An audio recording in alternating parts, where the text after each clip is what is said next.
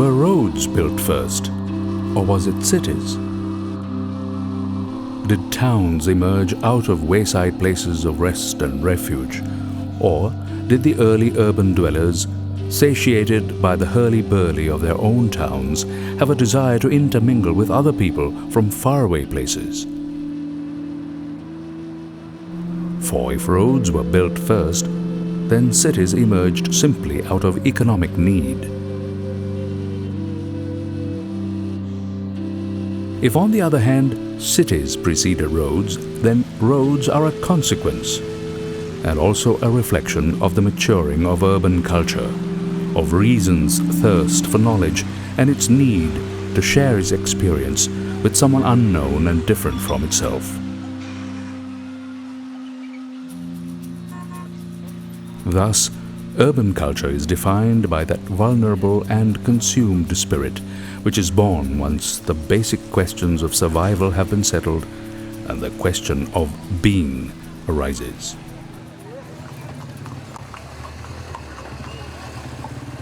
The development of the city of Lahore seems balanced between these two contrary concepts.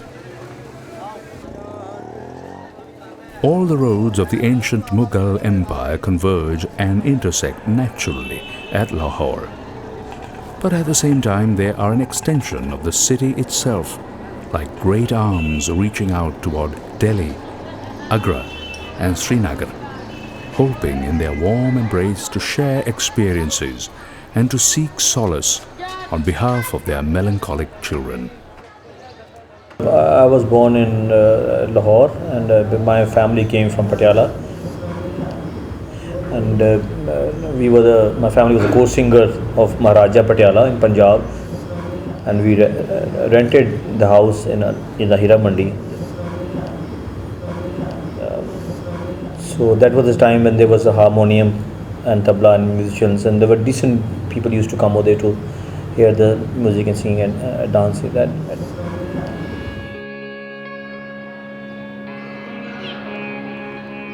Dance and music is only one aspect of the diverse heritage of the Mughal culture, a culture that carefully nourished all its art forms.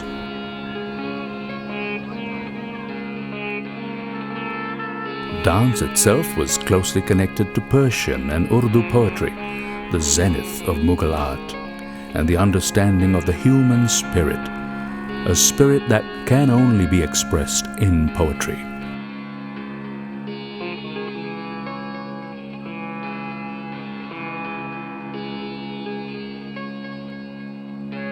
Lahore is the shining example of Mughal sensibility and art. But this sensibility beneath the facades of the impressive artistic structures reflects a hidden message that begs to question the fragility of the human spirit.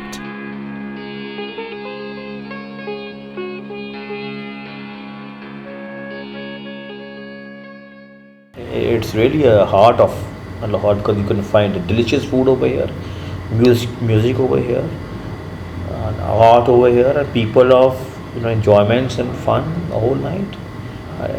Otherwise, if you go, just leave this wall city and go somewhere else, it's totally a dead places over there. Just confined with the four walls, but you can find more life over here in this area, and where people can engage their marriages on just sitting and chatting on the steps. And they do arrange the marriages.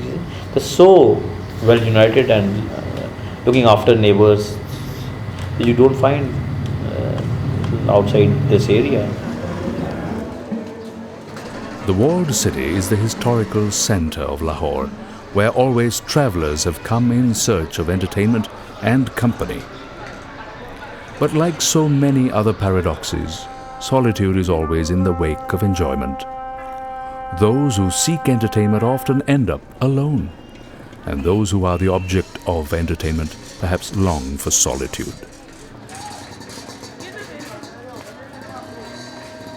Lahore, like any other city, offers the travelers shelter and refreshment. But perhaps more than any other city, it offers consolation.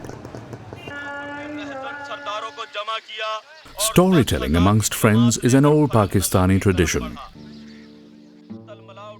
Almost every city in Pakistan has its own street of storytellers.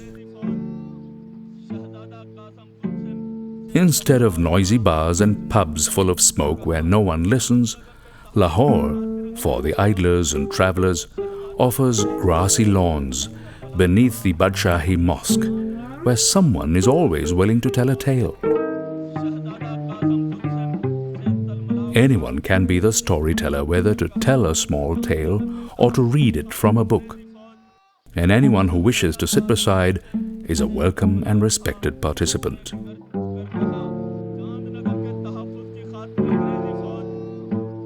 The origin of this tradition is unimportant. What is important is that here a person in need of company can satisfy his needs without having to expose his intimate self or having to submerge a painful experience from the past.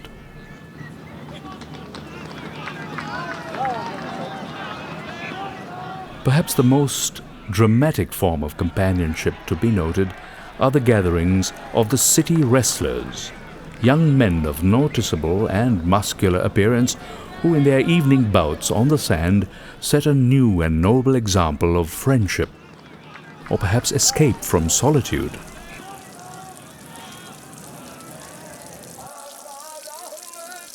From here, after nightfall, the paths lead in other directions in old Lahore. Believers gather at the tomb of the Sufi mystic Hujweri, the shrine of Data Ganj Bakhsh. According to the Sufis, a person possessing knowledge devoid of faith becomes self-centered, whereas he who possesses divine love takes joy in his surrender to the Lord. He surrenders completely in the wisdom of the Lord and discovers the answers to eternal questions of essence.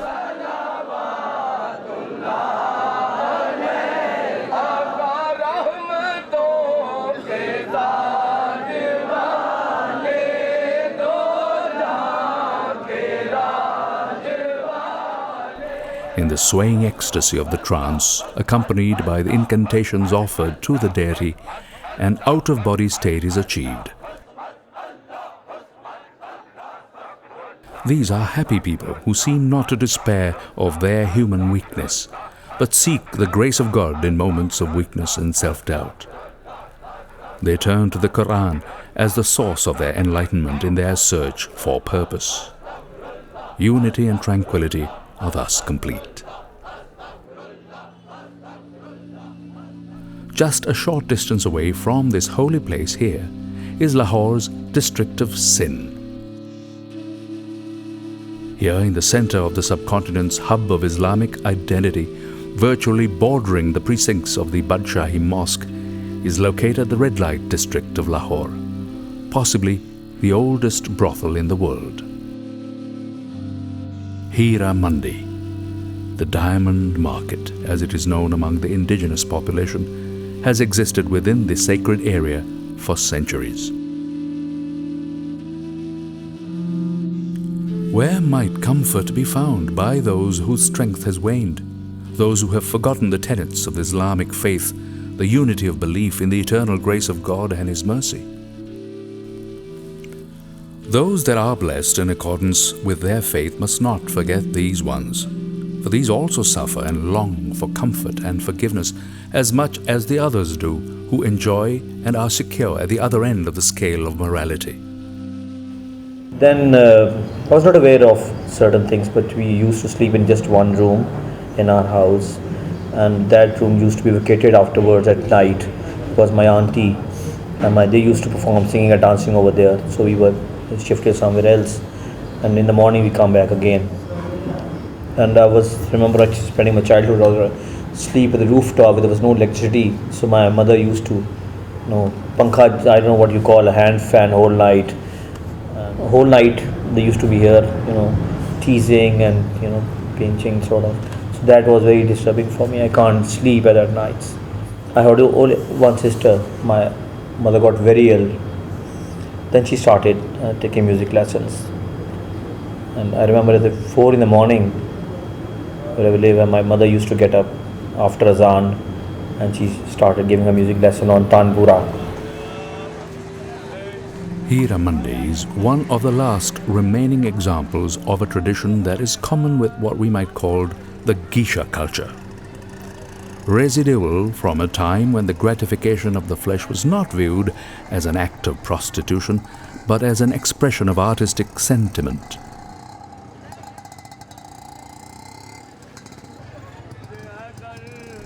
This stems from a time when there existed no laws or rules that govern a market, and when ignorance of the market itself prevailed. But there existed a culture which was aware of and was willing to deal with a man's hidden fears and discontent.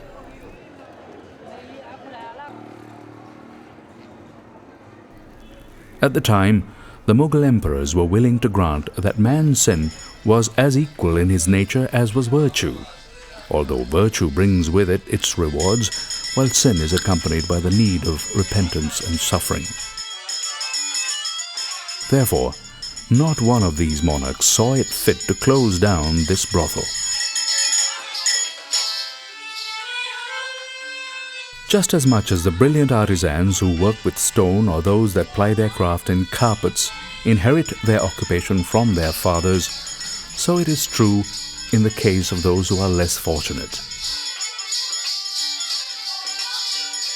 Those daughters of the women of Hira Mandi who have no fathers inherit from their mothers this age-old profession in a spirit of accepting the mantle to a noble tradition.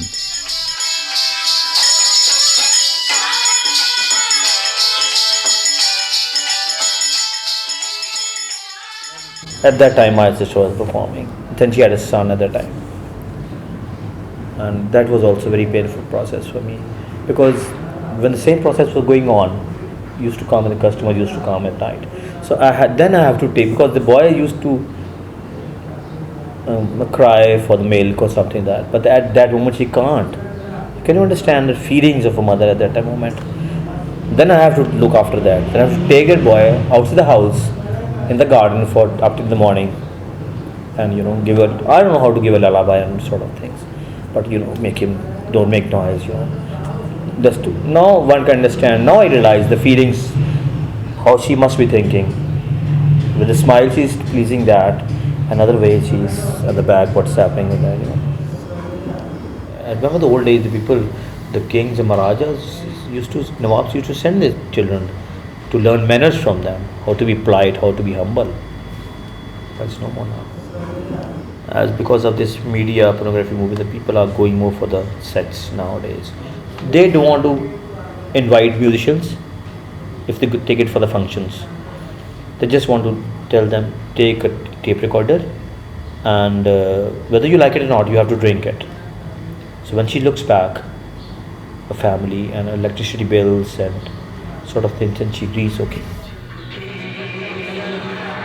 In Pakistan, people generally watch Indian satellite programs which have commercialized the aspects of Asian culture to a level of crassness in their portrayal of dance, music, and the expression of the sensual.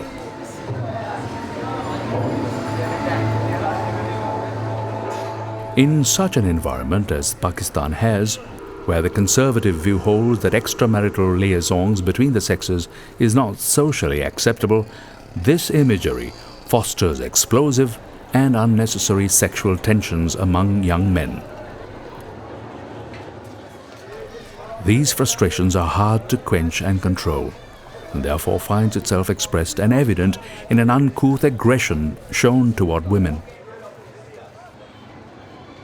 The women of Hira Mandi are far too often the targets and victims of the worst kind of violence, and worse, there is no one available to protect them. Like acids are frequently thrown over here in this area on the faces. I painted this twice, this painting, and there was a girl of there was a mother and daughter. They were coming from cinema watching a movie. I know this, obviously in this community, and there was acids were thrown on mother and daughter, both of them.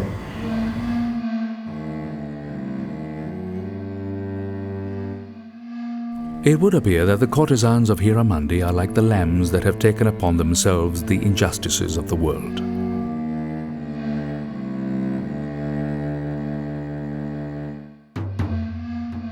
They have become targets of the sexual frustration of the men of Lahore. Sometimes even a pathological possessiveness overcomes them. Sometimes they are tied in chains so that they may not serve the needs of another man, as if it was love that needed to be so protected. Children are apt to grow up being abused, denounced and marked as outcasts where they are fatherless.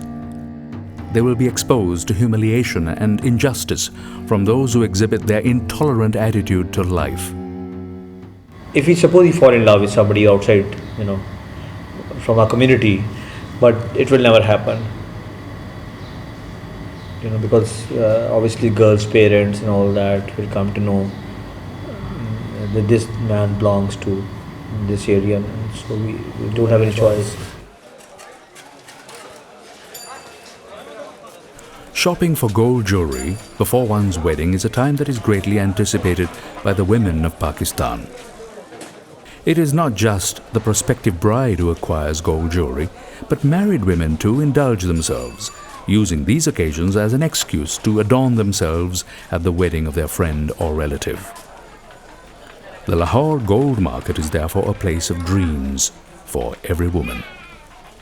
Hours are spent in admiring the fair, even as ornaments of all sorts are tried on for value and appearance, all in the company of their mothers, sisters, or friends.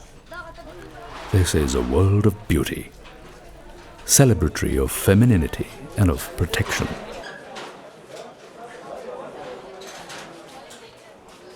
Once in a while a girl will appear with her fiancé, who will prove his love of his lady with the value of gold that he buys for her. The women of Hira Mandi will not visit the gold market. The sound of celebrations of wedding parties with their procession of trumpet players passes by their doors and in front of their fatherless children. At Hira Mandi, the girls dress up not to appear before a bridegroom, but merely to attract their customers.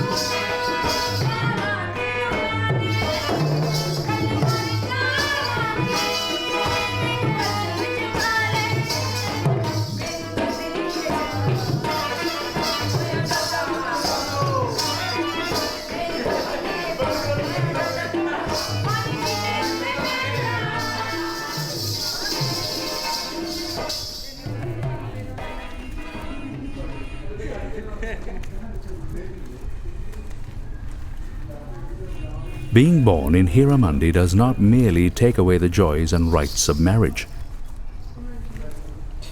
Anyone born here loses out on acceptance at any social level outside of this neighborhood.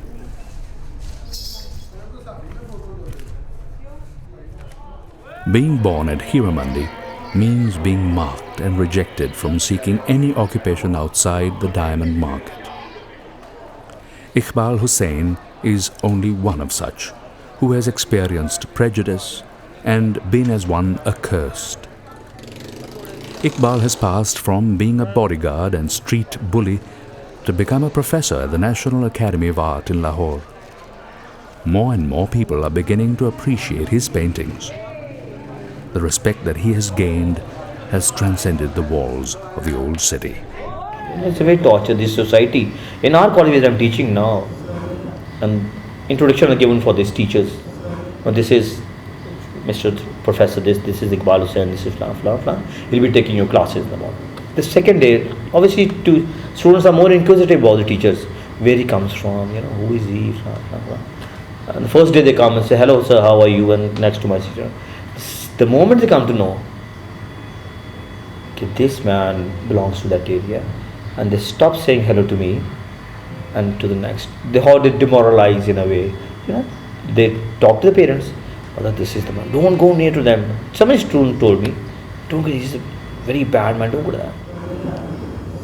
But I'm not mixed up in the college. I don't have friends in the college. But I know they talk differently. What should I talk to them? I don't talk with the cars and these bangalows and clothes. When I come over here, I have thousands of things in my mind. I'm committed to my people. I have to work and work hard for them to bring in front of the people. They don't like me in the college. I know I'm an outsider. Now this is only because of my paintings I came up. Otherwise I would have thrown up the college. Who would have given me the job over there? Difference between the background and the focus. I'm a very, very, very strong person. But how long? How long I'll be? Some people tell me, you have daughters, you have well-off paintings. I don't shift. Why should I shift from here? No way. This is not fair. I'm very comfortable with these people. They're more human, very polite. The sense of humor, the music they have it. It's amazing. Iqbal Hussain is aware that his fate lies within the world of Hiramandi and does not really have the companionship with effete and artistic circles of Lahore. With what he earns from his art, he is able to take care of those old and tired dancers of Hiramandi who have long passed their beauty and the capacity to dream and who now have none to look after them. Iqbal is their last refuge, a bulwark of compassion in a world of mediocrity and apathy. I know my paintings are maybe a little disturbing for this audience over here. I know it won't sell also because I paint to please myself. I owe to my people and I'm committed to these people. I'm not bothered about whatever is happening in Europe, what's happening in New York Gallery. But, I'm just doing honestly and without any intellectual pretensions the work I'm doing.